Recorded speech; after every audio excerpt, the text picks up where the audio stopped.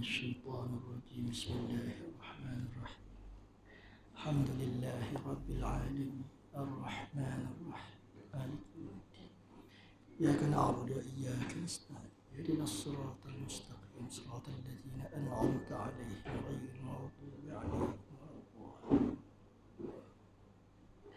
بسم الله الرحمن الرحيم اللهم نور قلوبنا بأنوار القرآن. Ya Allah, terangilah hati-hati kami dengan cahaya Al-Quran. Allahumma adkhilna al-jannata bi syafa'atil Quran. Ya Allah, masukilah kami ke dalam syurga-Mu melalui syafaat Al-Quran. Allahumma najjina minan nar bi hurmatil Quran. Ya Allah, lindungilah kami daripada neraka-Mu melalui kemuliaan Al-Quran.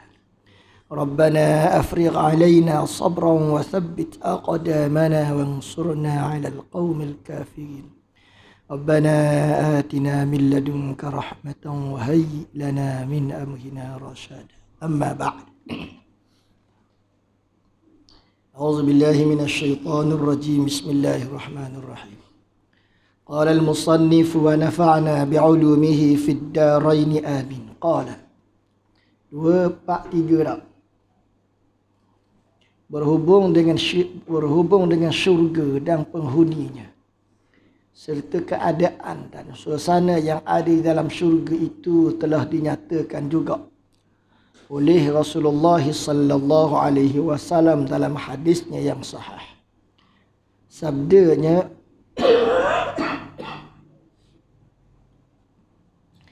Inna awwala zamratin yadkhuluna al-jannata ala suratil qamari laylatal badri thumma alladhina yalunahum ala ashaddi kawkabin durriyyin fis samai ida'atan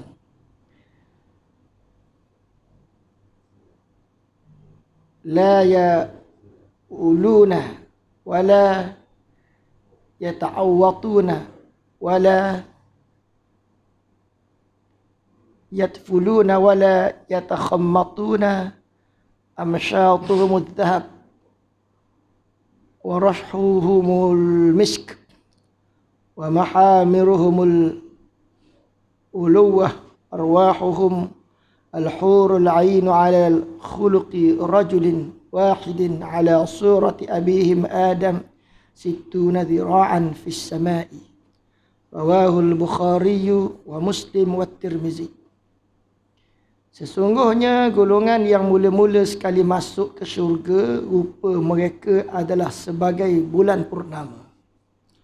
Bulan purnama zaman dulu ni memanglah satu gambaran kepada kemuncak keindahan. Zaman dulu tak ada spotlight. Lampu-lampu malang ni kat rumah kita ni tak ada. Gelap, malang gelap je. Tapi bila keluar rumah, malam purnama rasa cerah. Kalau rumah gelap, luar rumah cerah. Jadi, keindahan ini digambarkan. Sekarang kita tak berasa mana dah. Sebab dalam rumah kita pun cerah sekarang. Sebab apa? Kita buka lampu. Jadi, kemuncak keindahan digambarkan kepada mereka yang pertama-tama masuk syurga. Suka hati, ceria. Sebagaimana bulan purnama. Kemudian ia menyusuli sesudah mereka mempunyai rupa sebagai bintang cemerlang yang cahayanya sangat terang di langit. Grup nombor 2 dah jadi macam bintang dah. Makin kuranglah grup nombor 2 tu. Tapi masih lagi bercahaya menerangi. Orang boleh ambil lagi manfaat daripada cahaya itu. Para ahli syurga itu tidak membuang air kecil. Tidak buang air kecil ni maknanya tidak ada lambang kehinaan lah. Sebab apa air kecil ni bahan lebihan yang baru dia busuk, baru dia acing. Digambarkan tidak ada lagi bau acing tadi. Dan tidak membuang air besar. Dan tidak pula berludah. Dan tidak berhingus. Makna kecacatan tidak ada. Sikat mereka terbuat daripada emas. Nak cerita bahawa barang-barang perhiasan, barang keperluan mereka terdiri daripada yang hebat-hebat lah. Dan peluh mereka berbau miski kasturi. Peluh pun bau sedap juga.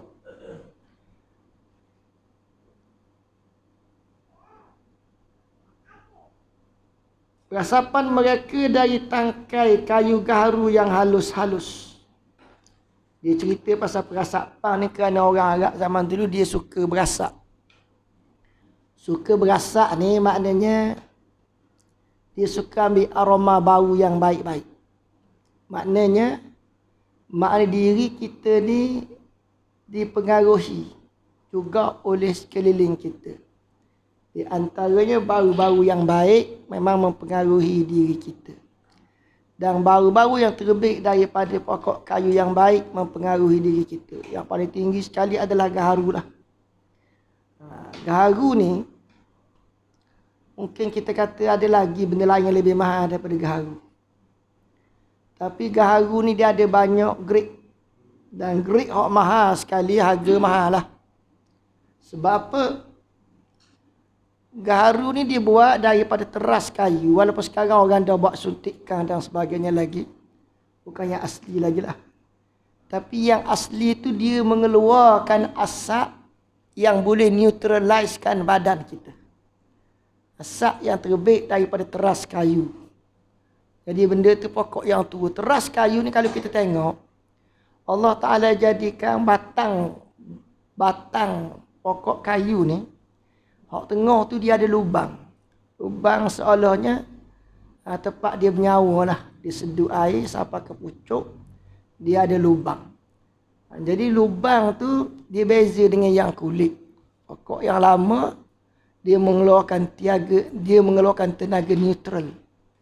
Bila dia keluarkan tenaga neutral, kita bakar yang tu maka dia boleh menyohkan tenaga negatif yang ada di dalam badan kita, dia mara yang positif. Melalui cara dia neutralizekan balik badan kita. Jadi benda tu sumber positif lah. Yang boleh neutralizekan balik. Jadi orang Arab zaman dulu tahu, daripada zaman dulu lagi dah. Orang Arab ambil daripada alam Melayu ni. Alam Melayu yang disebut dengan nama Hindi. Hindi maknanya tanah India lah. Tapi India tu zaman dulu mengikut pemikiran setengah orang Arab bagi dua. India Barat, India Timur. Kita dipanggil dengan nama India Timur. Sebab tu orang putih mari jajah alam Melayu, dia buat satu company. Dia panggil Syarikat Hindia Timur. Apa maksud Syarikat Hindia Timur? Maknanya perkataan India Timur tu dia merujuk kepada tempat kita ni. Tempat kita yang mengeluarkan makna gaharu yang baik. Jadi apabila dia boleh mengeluarkan gaharu yang baik, sedangkan gaharu ni tumbuh tempat kita kena sedarlah manfaat tu. Maknanya Allah telah bekalkan kepada kita sumber-sumber yang baik. Tapi sumber itu dapat kat orang lain. Bila sumber tu dapat kat orang lain, jadi orang lain pakai, orang lain manfaatkan. Dalam masyarakat Mekah, ada 3 benda besar. Yang pertama, ud, gaharu. Yang kedua, sandal, cendana, candang. Yang ketiga, miski. Orang Melayu kita kata, sudah gaharu cendana pula. Apa makna sudah gaharu cendana pula? Nak cerita masyarakat zaman dulu, masyarakat Serambi Mekah lah. Di Kelantan baik, di Terengganu baik, di Petani baik, di Aceh baik. Masyarakat Serambi Mekah ni macam Mekah. Bila orang mati dia pasang asap tu, sudahlah ada gaharu cendana pula. Bau wangi. Sebab apa? Mekah pun macam tu juga. Dia lama pada Hajarul Aswad dan sebagainya lagi 3 bahan. Sandal, ud dan juga miski. Jadi maknanya di sini digambarkan bahawa peluh ahli syurga baru macam miski. Miski dia masuk tenaga positif lah. Kita nak masuk tenaga positif ni orang tu aja kita letak di nadi kita. Masuk nadi kita dia jadi positif.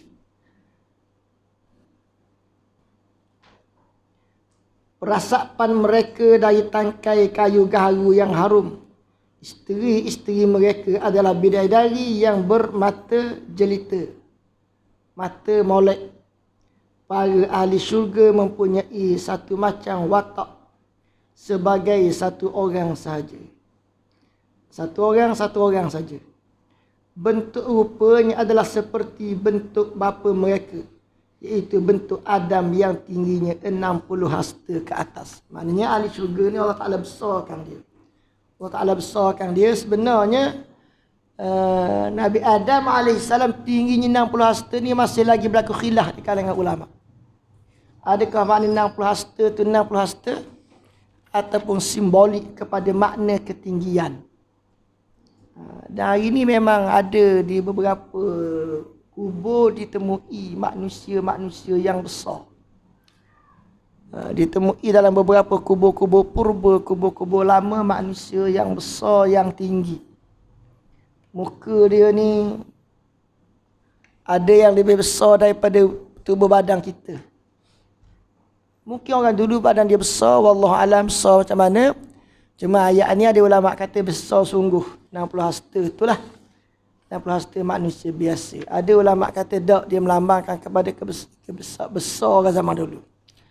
Mengenai kenikmatan yang dikurniakan Allah kepada ahli syurga adalah di luar dugaan akal fikiran. Sebab apa? Kerana akal fikiran manusia adalah lemah dan tidak dapat digambarkan oleh akal manusia perihal hakikat nikmat syurga itu. Sebab apa? Kerana nikmat syurga tu nikmat yang sangat tinggi, tak nak bayang.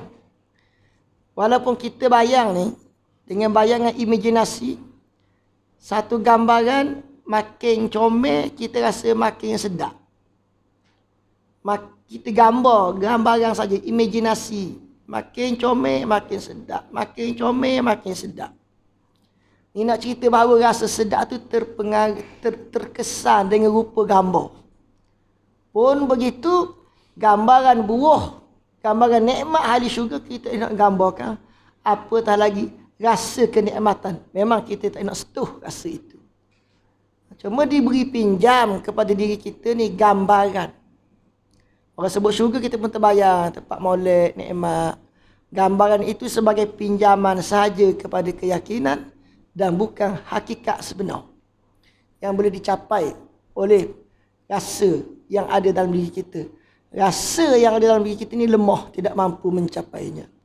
Perkara ini telah dinyatakan oleh Rasulullah sallallahu alaihi wasallam di dalam hadisnya yang diriwayatkan oleh Al-Imam Al-Bukhari daripada Abu Hurairah radhiyallahu anhu bahawa Rasulullah sallallahu alaihi wasallam bersabda, "A'adtu li'ibadiyas salihin ma la 'ainun ra'at wa la udhunun sami'at wa la khatar 'ala qalbi bashar.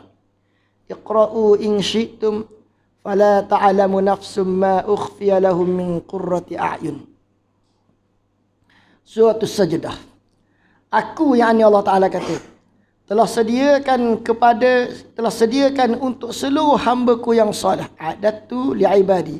Aku sediakan kepada hamba-Ku yang soleh syurga. Ta'ala sediakan syurga. Macam mana bentuk syurga? Ma la 'ainun ra'at. Yang belum pernah dilihat oleh mata. Mata tak pernah tengok. Sebab mata ni dia terbatas. Wala udhunun sami'at, dan belum pernah didengar oleh telinga, dan belum pernah terlintas di dalam hati seseorang manusia. Wala khatar 'ala qalbi bashar, tak pernah terlintas. Khatar, khawatir, lintasan, fikiran manusia tak mampu nak capai. Kenikmatan ahli syurga. Sebab apa? Kerana kita duduk di alam yang rendah, kita mempunyai kapasiti yang rendah. Walaupun dalam diri kita ada roh. Roh tu boleh menemui kebenaran. Roh itu boleh mencari kebenaran. Walaupun kebenaran duduk jauh, dia boleh cari. Tapi dia tidak boleh nak merasai kenikmatan yang besar, yang tinggi. Itu adalah kelemahan dia. Bacalah firman Allah Ta'ala, jika kamu mahu. Firman Allah Ta'ala kata apa? Fala ta'lamu nafsun ma ukhfiya lahum. Tidak mengetahui oleh jiwa, tidak mengetahui oleh seorang pun daripada kamu ma ukhfiya lahum min qurrati ayun, apa yang tersembunyi, yang dirahsiakan untuk mereka. Allah Ta'ala sembunyikan kepada manusia alam ghaib. Kenikmatan alam ghaib itu tidak boleh dirasai sebenarnya. Tetapi perjalanan nak sampai ke situ boleh dirasai dengan mata hati. Kita buat contoh orang mati syahid. Orang mati syahid ni dia tidak merasai nikmat syurga. Tetapi sebahagian daripada nikmat syurga itu apabila dibuka kepadanya, dia sudah merasai nikmat yang sangat-sangat. Ini kita dapat melihat ramai orang yang mati dalam perjuangan, dia mati tersenyum. Ramai orang yang mati dalam keadaan meninggikan agama Allah, lalu dia dibunuh oleh musuh dia, dia mati dalam keadaan tersenyum. Makna apa? Tuhan buka dia nampak. Dia nampak menjadikan dia yakin, dia tak lari. Mati ni sakit ni, kita kata. Dia tak lari. Sebab apa? Sebab dia rasa nikmat sedap lagi. Dia rasa nikmat, dia rasa sedap. Hak Tuhan buka ke dia rasa nikmat dan sedap tu sikit je baru.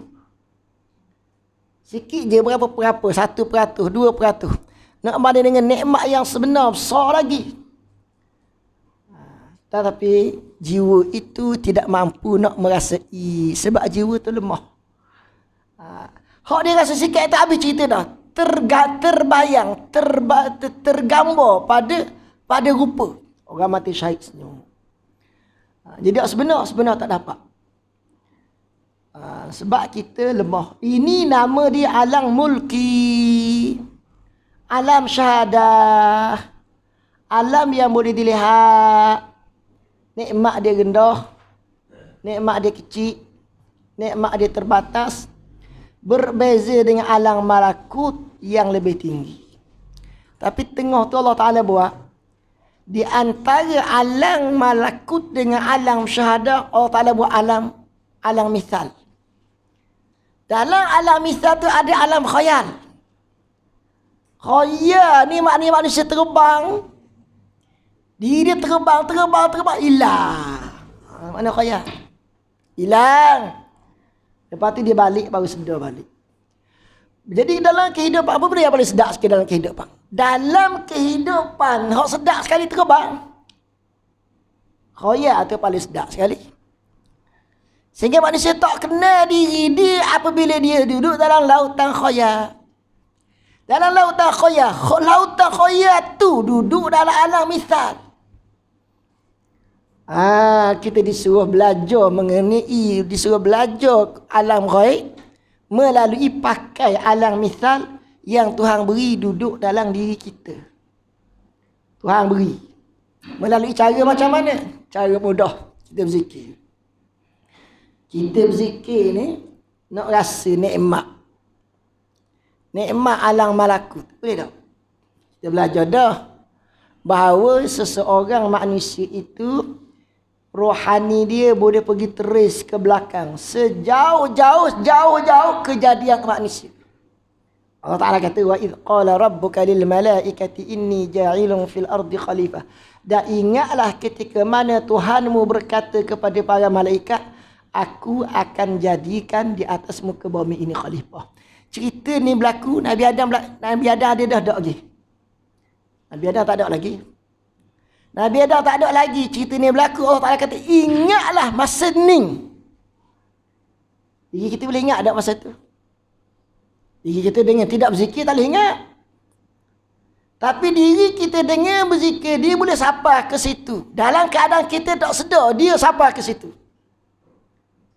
Tapi kesan daripada dia sampai ke situ boleh kita rasai dalam bentuk mari keyakinan dalam diri kita. Mari keyakinan dalam diri kita. Dalam bab tu adalah terjemahan kepada rohani kita duduk dalam perjalanan nak sampai ke situ. Pengetahuan. Rasa tak sampai. Rasa dia kasar lagi. Rasa itu tidak boleh sampai. Tapi kalau dia duduk atas perjalanan itu dengan secebis yang dia boleh rasa nikmat sangat dah. Dan rasa nikmat sangat dah itu jadi suatu yang sangat besar kepada alam mulki, alam jasad. Oleh kerana itu, orang-orang soleh zaman dulu untuk nak yakin kepada alam ghaib, dia belajar balik kepada alam ghaib. Kita banyak belajar. Kita dengar cerita lah ni. Orang soleh ni belajar bab mati, ingat pada mati, gali kubur, duduk berzikir dalam kubur. Kalau kita fikir dengan fikiran kita hari ni, yang kita namakan dengan nama fikiran yang waras, betul ke orang ni buat apa macam ni? Nak belajar mati gali lubang, zikir dalam lubang. Dalam kubur, dia panggil kubur. Buat apa benda macam ni? Kalau kita fikir dengan pemikiran kita, yang hari ni kita panggil pemikiran kita tu pemikiran yang waras. Sebenarnya kita tidak belajar sekolah yang dia belajar.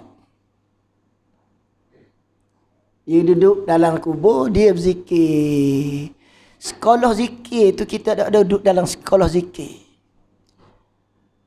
Dia berlatih duduk dalam kubur ni, berzikir sehingga hilang rasa panas, hilang rasa sejuk dalam kubur, nikmat mata hati menyuluh alam ghaib tu. Gak kita tak sampai tahap kita zikir nyamuk mari gigit kita pun tebah dah Makna apa? Azabnya nyamuk gigit kita sebab kita tak jumpa cari lazat kat mana alam akhirat tu.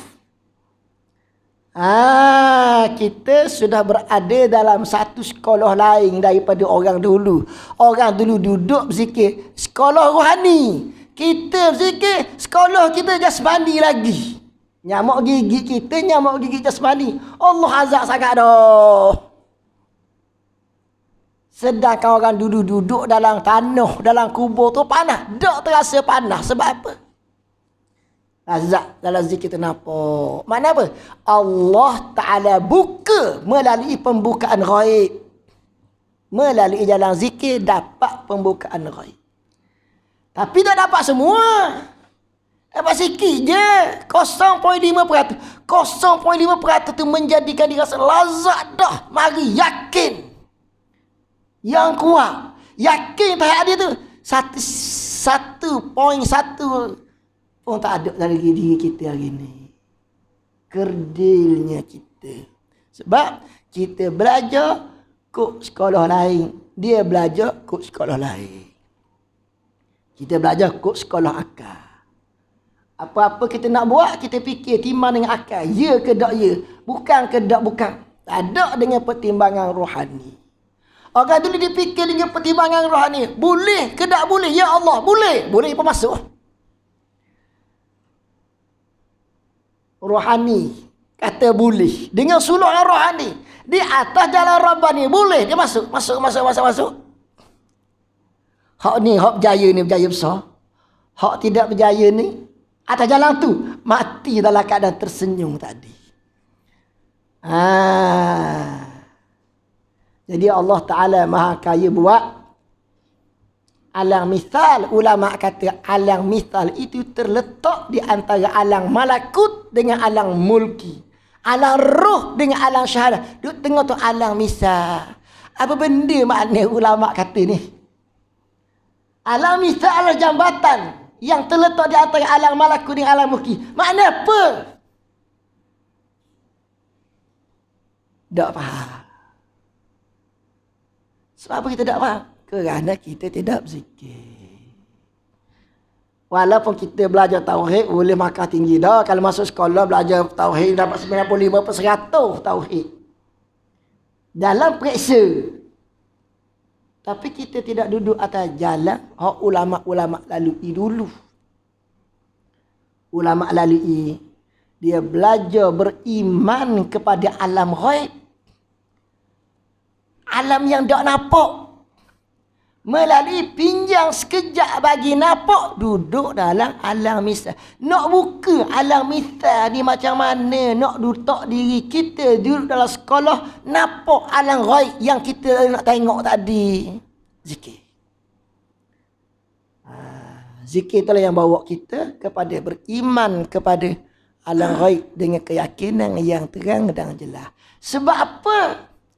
Kerana alam misal itu bawa kepada kita yakin. Yakin. Yang tinggi, yang kuat, yang padu, yang berbeza dengan yakin yang ada dalam diri kita hari ini. Hak kita belajar melalui akal. Kita buat contoh. Kita buat contoh dalam bab Allah Ta'ala nak uji. Kehidupan sebenar ialah kehidupan hak Tuhan uji. Kehidupan sebenar bukan kehidupan macam cara akademik. Tak. Orang ada CJ, kehidupan dia gini. Orang tak ada CJ, kehidupan dia gini. Tak semestinya gitu. Kehidupan yang sebenar ialah yang Tuhan uji dia. Itu kehidupan yang sebenar. Macam mana? Allah Ta'ala gambarkan dalam bentuk Allah uji Maryam alaihissalam. Kalau uji Maryam, malaikat mari beritahu kepada dia, "Hei Maryam, kamu akan dapat anak." Anna yakunu li ghulam. Maryam kata, macam mana aku boleh ada anak? Aku tak kahwin lagi. Lam yamsasni basharun wa lam aku baghiyah. Aku tidak kahwin lagi dan aku tidak perempuan pelacur, bukan orang perempuan jahat dak. Maryam tanya ni maknanya dia ragu. Dia ragu Tuhan nak buat macam mana aku ni boleh beranak. Maryam tak percaya ke Allah berkuasa? Percaya. Maryam tahu Allah berkuasa melakukan segala-galanya, termasuk Allah boleh buat kepada dia ada anak walaupun tak ada suami. Maryam percaya tak tu? Percaya. Tapi apa dia tanya? Ni nak cerita sifat jiwa. Sifat jiwa itu walaupun dia tahu, walaupun dia faham, walaupun dia ada ilmu, bila dia teruji, dia jadi lemah. Maryam tahu Allah berkuasa buat segala-galanya. Allah boleh buat dia melahirkan anak tanpa ada suami. Boleh buat. Tahu. Bila Allah Ta'ala buat sungguh, diri dia yang duduk dalam jiwa, terikat dengan sifat jiwa, jiwa jadi takut, diri dia pun takut. Dia pun tanya, apalah awak gini kat aku? Malaikat ni pun jawab. Malaikat kata, benda ni mudah je bagi Allah. Wa alayya hayyin wa linaj'alahu ayah. Dan jadi benda ni nak suruh nampak kebesaran Allah. Benda ni rahmat dari sisi kami. Rahmat apa orang kata aku beranak, orang kata aku berzina, rahmat apa? Kok nafsu katanya macam tu? Walaupun kita dengan ilmu kata Tuhan berkuasa buat anak tanpa ada suami. Tapi nafsu akan tanya, rahmat apa? Orang habis fitnah kat aku panik. Pada tu malaikat tu kata, wa kana amran maqdiya. Ini ketetapan yang Allah Ta'ala telah tetap dah. Takdir perjalanan hidupmu macam ni, tidak boleh ubah lagi dah. Perjalanan Tuhan, perjalanan hidupmu macam ni Tuhan atur nak uji mu. Hak ni ya. Hak jadi beriman ni kepada alam ghaib. Sini beriman ke tidak beriman kepada alam ghaib. Jadi sifat jiwa ni, bila mari ujian yang berat, Maryam pun beranak. Tengah-tengah begitu, sakit nak beranak terus. Bukan ada persiapan apa-apa tak. Hati suka ni, sebab apa? Nak beranak, pergi beli baju anak. Tak. Terus saja perut jadi bucik, sakit nak beranak, Maryam pun keluar beranak. Maryam kata apa? Ya laitani mitu qabla hadha wa kuntu nasyan mansiya. Kalau boleh biar aku mati dalam hutang, orang tak kenal aku pun tak jumpa orang, habis cerita, senyak gitu je. Makna apa tu? Maknanya Mulut cakap Allah berkuasa belaka buat apa-apa. Tetapi bila mari ujian, mulut ni kata, biar aku mati sini ya. Biar mati dalam hutang. Atau mati tengah padang. Orang dok cari aku tak ada jumpa orang. Habis sini je. Lenyap. Makna apa tu? Makna jiwa macam tak percaya. Allah tu berkuasa buat gini. Maryam percaya dah Allah berkuasa. Maryam percaya. Tapi sifat jiwa.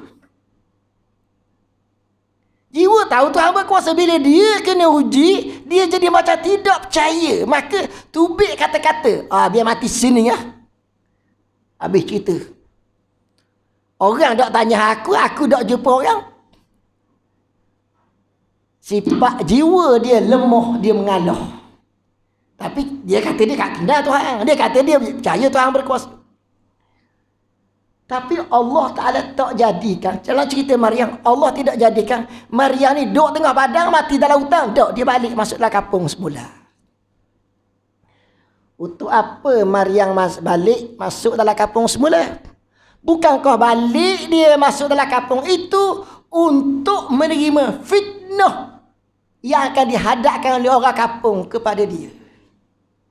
Dia balik maknanya tak telinga je lah. Tak ada lah telinga tu dengar orang kata kau berzina. Balik juga. Tak payah balik lah. Mati dalam hutang. Itu lagi mudah. Tak. Hati yang ada iman, walaupun jiwa tu kata, jiwa tu lemah, jiwa tu mengalah, jiwa nak mati dalam hutang, iman erik jasad dia tu balik. Balik semula dalam kampung.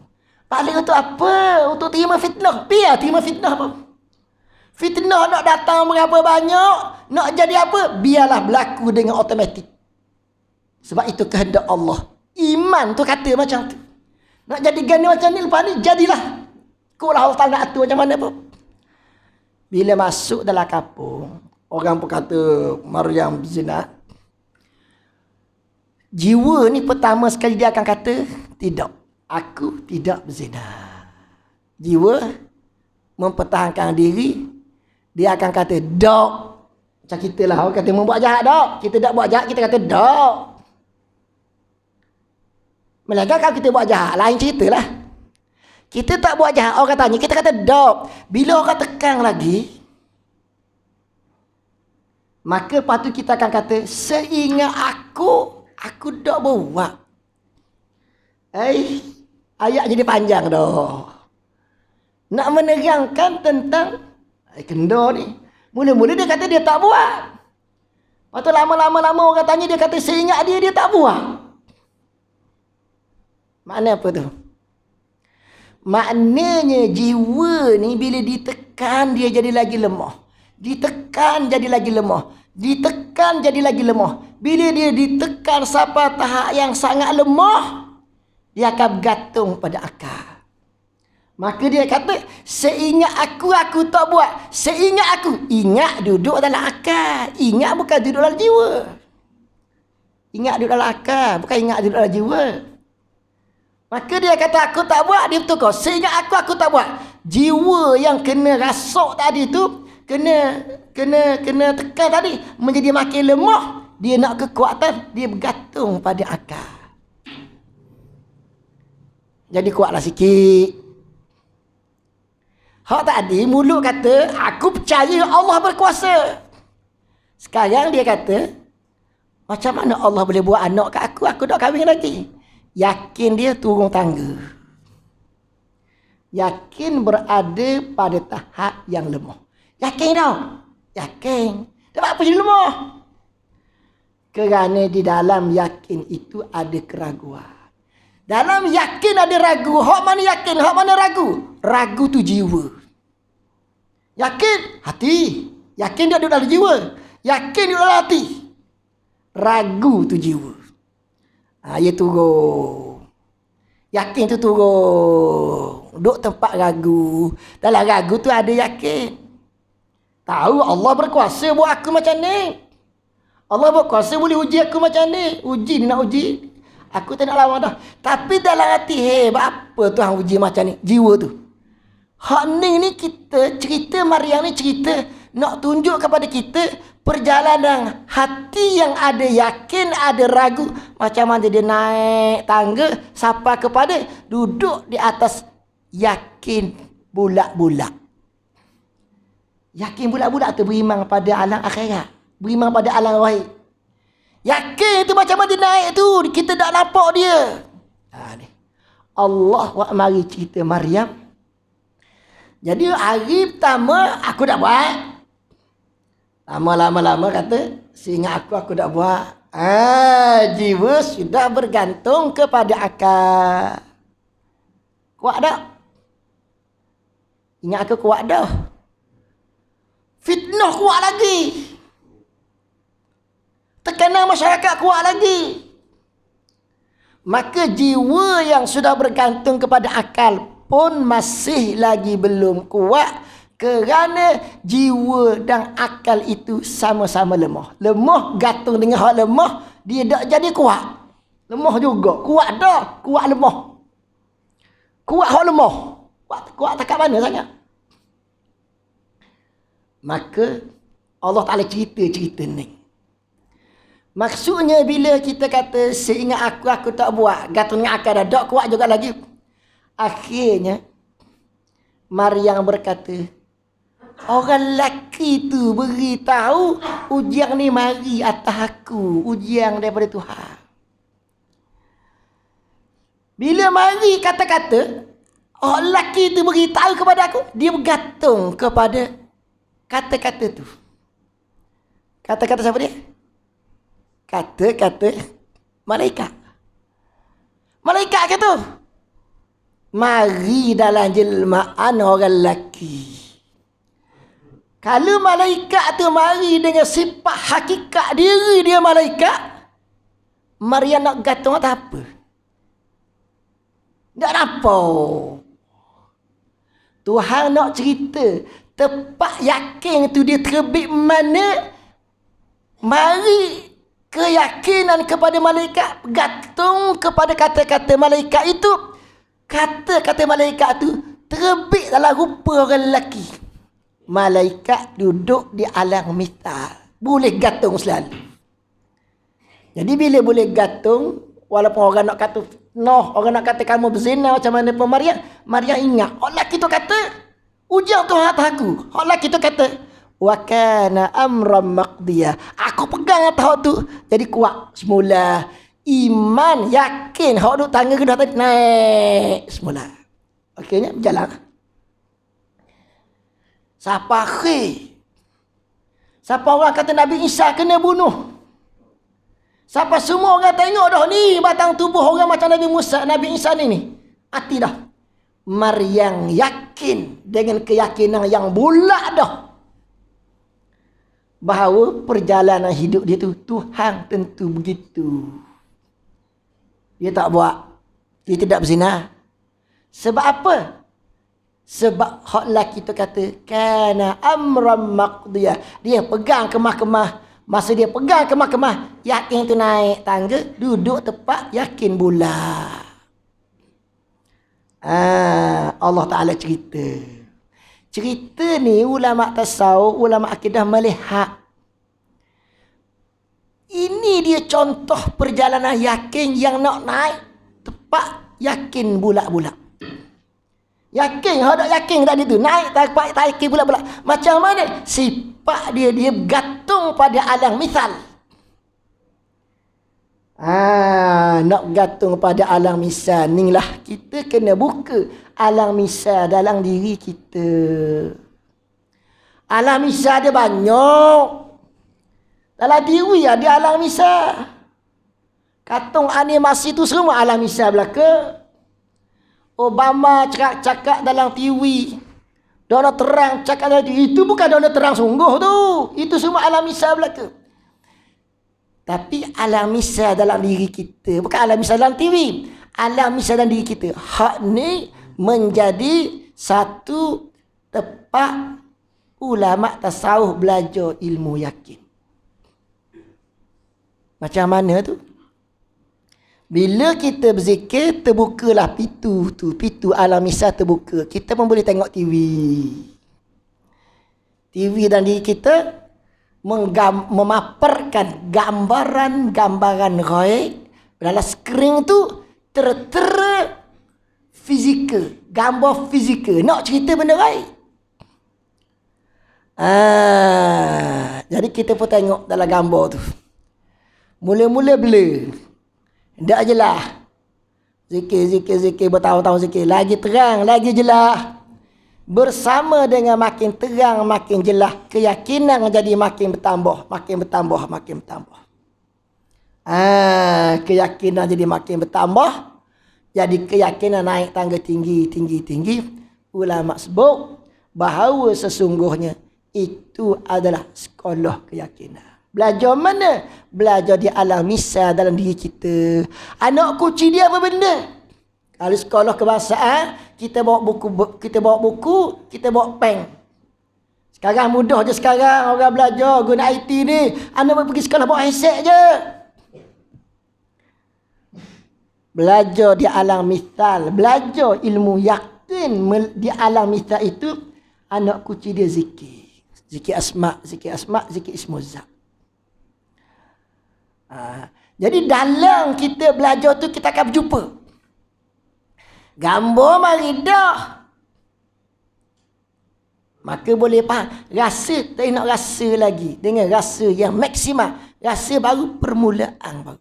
Hak tu pun sedap dah.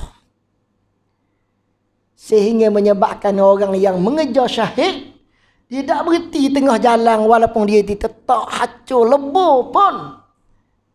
Sebab apa? Hak dia rasa tu 0.01% daripada rasa yang sebenar. Rasa hak kecil tu 0.01% tu lazat dah. Hak sebenar mala ainun ra'at. Mata tak nak gambarkan, tak pernah tengok macam mana lazat dia. Wala udhunun sami'at, dan tak pernah dengar, telinga tak pernah dengar. Wala khatara ala qalbi bashar, dan tidak pernah terfikir oleh fikiran kita. Tinggi, halus dan dalam. Inilah beriman kepada alam gaib, beriman pada syurga dan neraka tu. Ulama bawa pada kita belajar ke alam misal. Tapi kita tak belajar hari ni kerana kita tidak dididik dengan zikrullah. Dan kita diancam, takut nak berzikir. Zikir Allah boleh tak? Takut kita nak berzikir. Zikir yang qahar, kita boleh berzikir. Zikir yang qahar untuk gagah, kita boleh berzikir. Zikir yang ni untuk kaya, kita boleh berzikir. Sebab kita nak gagah, nak kaya. Zikir ikut jalan nafsu. Zikir nak tauhid. Allah boleh tak? Takut kita nak berzikir Allah ni. Nak pergi mana? Atau ada pula orang kata, orang tak faham lah ni. Dia kata tak boleh zikir Allah. Tak boleh zikir. Dia tak faham. Orang bincang perjalanan hati. Dia duk bincang perjalanan hak bibir mulut ni. Bibir mulut yang kadang-kadang bila dia panjang, dia jadi berat, tak mampu nak bawa. Kita ingat Yasin. Baca sampai terlena, kita nak baca dah Yasin.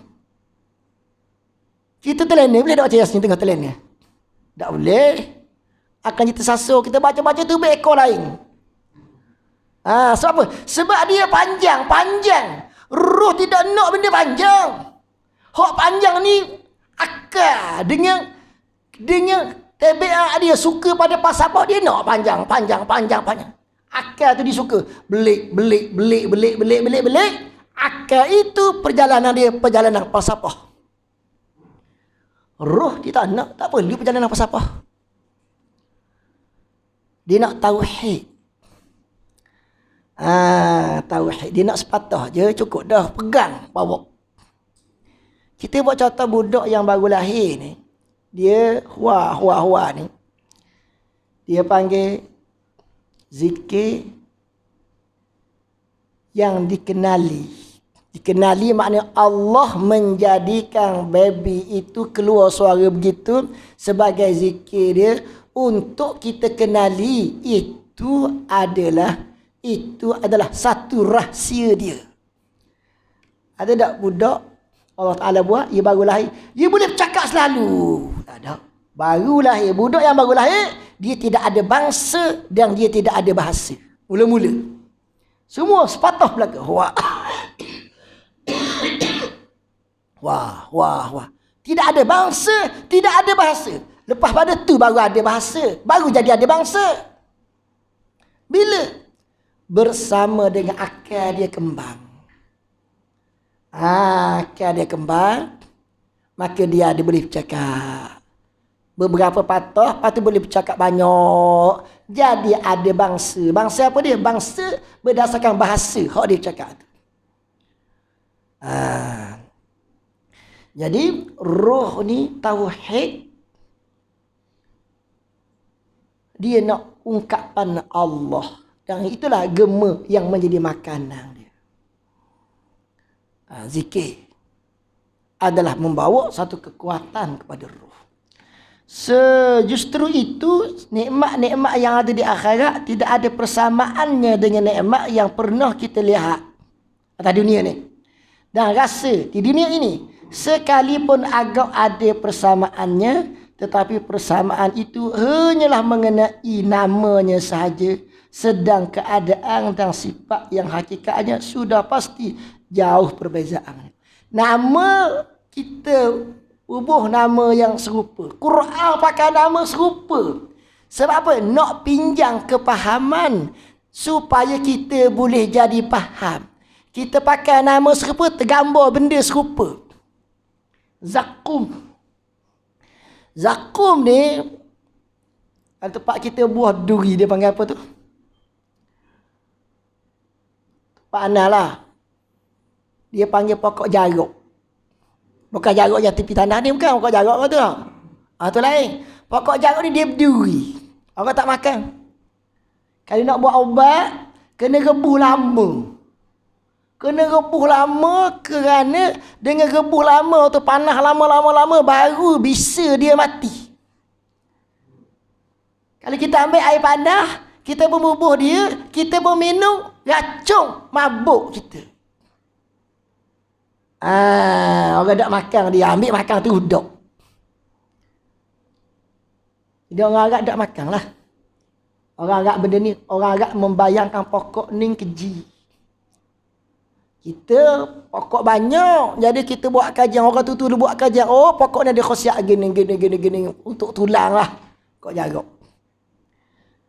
Tapi orang Arab tidak kena pokok ni makan, racun, bisa. Tak ada guna. Allah menamakan zakum dalam Quran. Maka mari kita bayang, pinjam sekejap gambar pokok tu. Duri tu, bisa racun. Keji pokok tu. Tapi zakum dalam neraka bukan pokok tu.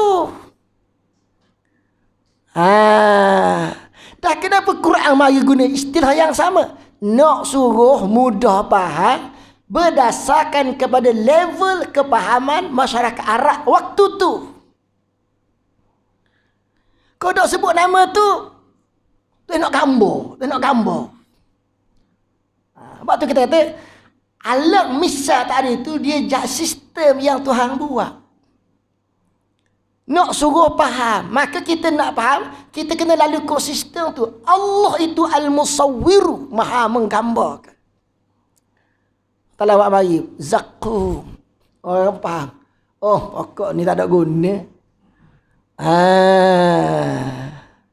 Tapi bukan pokok tu. Digambarkan dalam bentuk nak suruh kita mudah faham. Hakikat-hakikat lain. Andainya nikmat-nikmat yang dikurniakan Allah kepada ahli-ahli syurga di akhirat nanti bersamaan dengan nikmat yang dikurniakannya kepada manusia di dunia ini, tentulah sudah ada mata manusia yang telah melihat, telinga yang telah mendengar, atau yang telah terlintas dalam hati manusia nikmat-nikmat yang ada dalam syurga itu. Padahal di dunia ini perkara-perkara itu tidak pernah berlaku. Kalulah Tuhan sebut zakum tu maknanya buah jaruk atas dunia ni, maknanya kehidupan di akhirat tu dia terbatas. Kerana rasa atas dunia ni, kita kata rasa tak ada batas. Khoya tak ada batas. Kita makan kedai ni sedap. Oh, sedap. Kita pergi makan kedai lain rasa sedap lagi. Kita pergi makan kedai lain rasa sedap lagi. Sedap itu bertingkat-tingkat macam tak ada batas. Sebenarnya duduk dalam ruang lingkup sedap yang sempit, sedap tu ada batas. Hari ni kita makan rasa sedap, esok kita makan rasa biasa dah lah. Tu nak cerita terbatas rasa sedap. Kerana rasa sedap dunia ni, dia duduk dalam ruang lingkup yang sempit. Tak ada penghujung. Tak ada maknanya, dia ada batas, ada sekatan dia. Sekat tu je. Dia nak pergi, dia tak nak pergi dah. Lebih pada tu. Tak. Kita nak tekan lagi. Jumpa dah tempat tawa dia. Kita rasa, jumpa dah tempat tak kena dia. Yang atas dunia. Di akhirat Allah Ta'ala jadikan sedap satu itu, dia tidak ada suatu batasan. Macam atas dunia ni, kerana atas dunia ni dia ada terbatas dia. Sebab atas dunia alam syahadah, alam nyata. Alam nyata dia ada rupa, sakat ni je. Ada dah, lebih pada tu. Tapi di alam akhirat ada rupa juga. Tapi pada keterbatasan yang tinggi. Lebih daripada hak ada atas dunia ni. Kemudiannya, bak neraka. Bak neraka ni macam syurga jugalah. Cuma sebaliknya. Sebalik daripada syurga itu ialah neraka. Syurga kita tak pernah terbayang. Neraka pun kita tak pernah terbayang. Syurga kita tak pernah tengok. Neraka pun kita tak pernah tengok. Sama je. Kerana apa? Kerana dia berada di alam ghaib, alam yang tinggi. Cuma beza, syurga tempat nikmat, neraka tempat azab. Setiap orang yang beriman wajib mempercayai kewujudan neraka. Sebagaimana wajib bagi mereka itu mempercayai kewujudan syurga. Neraka adalah makhluk Allah sebagaimana syurga juga. Dan ia neraka itu adalah disediakan untuk orang-orang kafir dan orang-orang yang menderhakai Allah. Untuk membuktikan maha adilnya Allah Subhanahu wa taala. Allah Taala buat neraka. Neraka itu dijadikan oleh Allah sebelum ia menjadikan makhluk-makhluk yang lain. Sebagaimana Allah menjadikan syurga juga. Allah Taala telah jadikan syurga dan neraka sebelum kejadian manusia lagi. Cumanya ada khilaf di kalangan ulama, Nabi Adam dijadikan dalam syurga. Syurga mana? Ulama khilaf lah. Kita kata kita mati, kita akan masuk dalam syurga tu lah. Tapi ada ulama kata syurga tempat Allah menjadikan Nabi Adam bukan syurga itu. Syurga yang kita balik mati masuk syurga tu syurga lain. Hak mana betul? Wallahu alam, kita tak tahulah. Cuma kita perlu lihat di sini bahawa memang Quran menggambarkan syurga itu ada banyak. Syurga tu ada banyak, ada luas. Syurga itu di luar daripada kemampuan kita berfikir. Dan neraka itu adalah kekal selama-lamanya, tidak rosak binasa sebagaimana kekal syurga juga. Di dalam Al-Quran Allah Subhanahu wa taala menjanjikan memberi balasan syurga kepada orang-orang yang beriman dan orang-orang yang taat, dan Allah menjanjikan pula memberi balasan neraka jahim kepada orang kafir dan orang yang menderhakainya. Allah Taala sebut beberapa nama, sekali nama nar. Nar makna asal dia ialah api.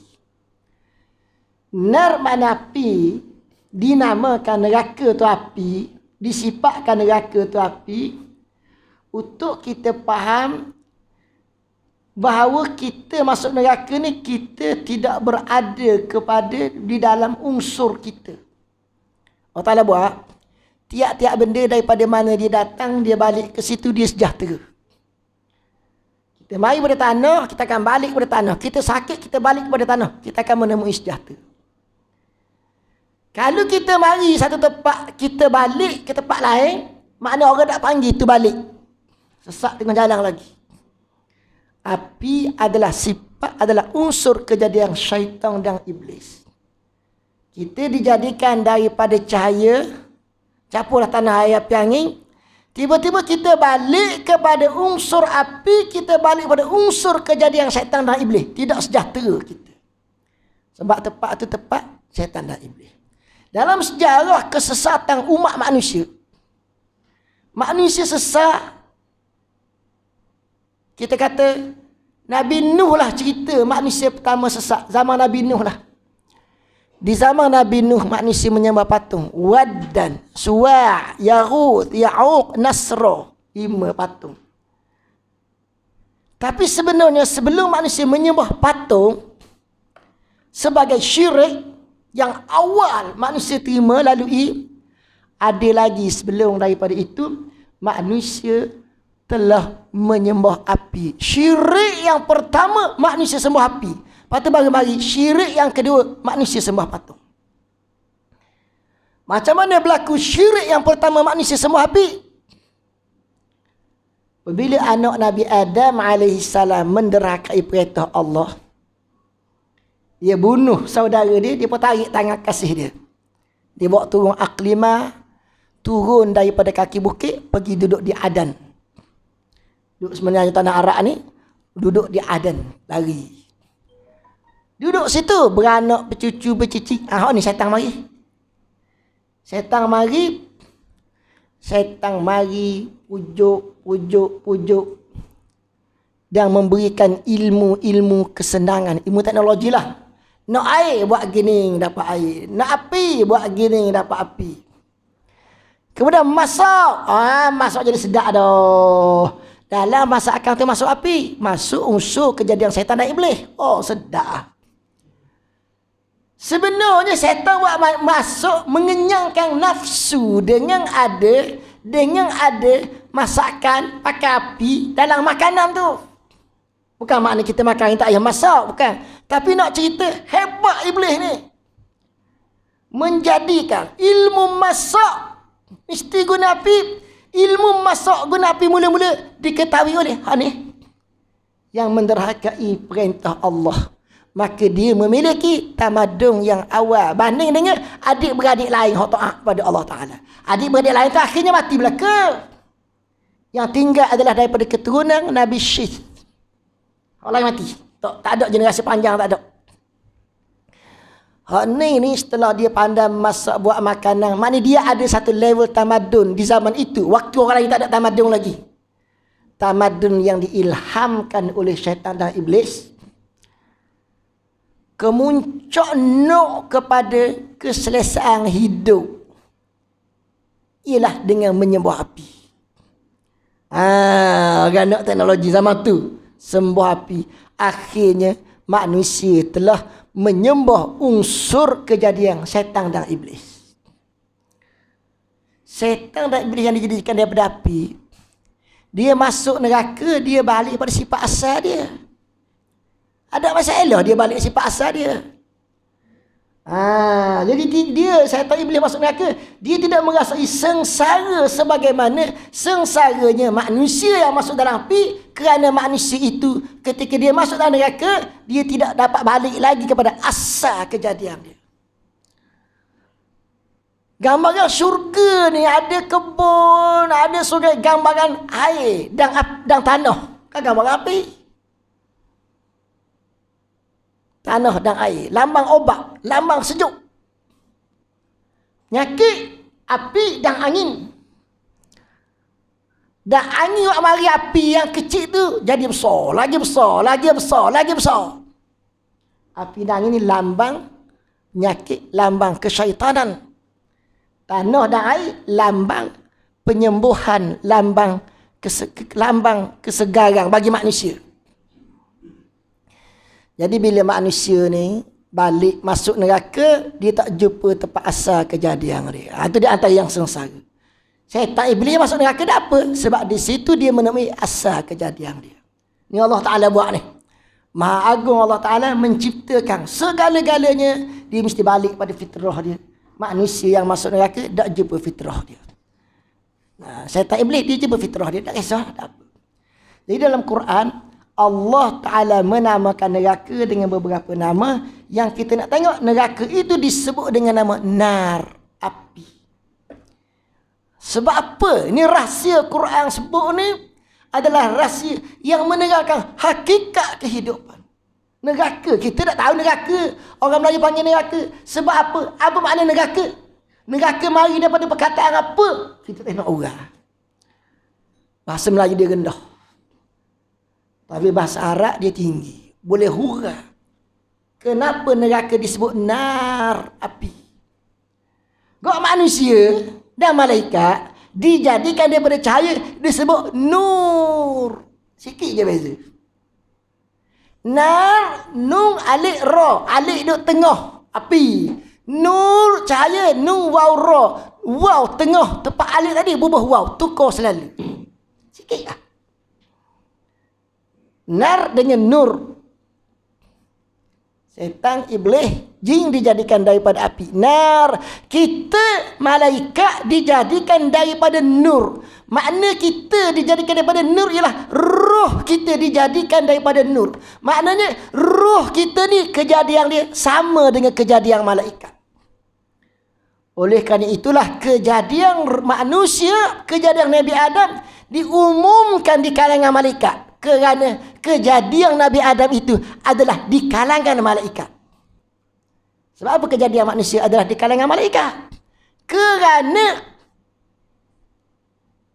induk manusia, roh dia tu, bukan jasad dia tak ada harga, tak ada nilai. Roh dia adalah macam adik-beradik malaikat, anak beranak malaikat. Manusia datang daripada alam malakut, malaikat datang daripada alam malakut. Alam malakut tu dipanggil alam roh. Sebab situ manusia pun asal situ, malaikat pun asal situ. Alam roh. Lepas masuk dalam jasad, duduk dalam alam mulki, alam syahadah pula.